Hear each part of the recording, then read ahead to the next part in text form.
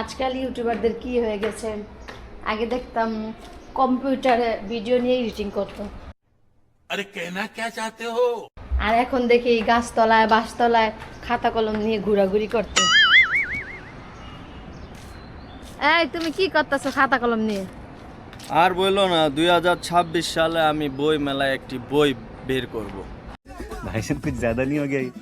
मतलब कुछ भी। কন্টেন্ট বানানো ছেড়ে দিছো? আর কত কুকুর আর কয়েল নিয়ে কন্টেন্ট বানাবো। এখন তো আমার 2 মিলিয়ন ফলোয়ার, তাই চিন্তা ভাবনা করে দেখলাম বই লেখলে লাভ আছে। কেমন লাভ? এইখানে 3 প্রকারের লাভ। এক হলো বই বিক্রি হবে, 2 হলো অনেকে সেলফি তুলতে আসবে, তখন আমি কন্টেন্ট বানিয়ে ফেলবো, আর 3 নাম্বারটা হলো অনেক বড় বড় ইউটিউবাররা আমাকে নিয়ে সমালোচনা করবে,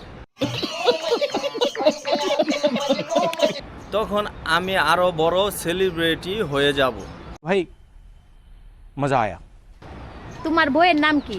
তুমি কেন ছেকা দিলে টাকা নাই বলে। এইটাই আমার জীবনের লক্ষ্য, এইটাই বাস্তব।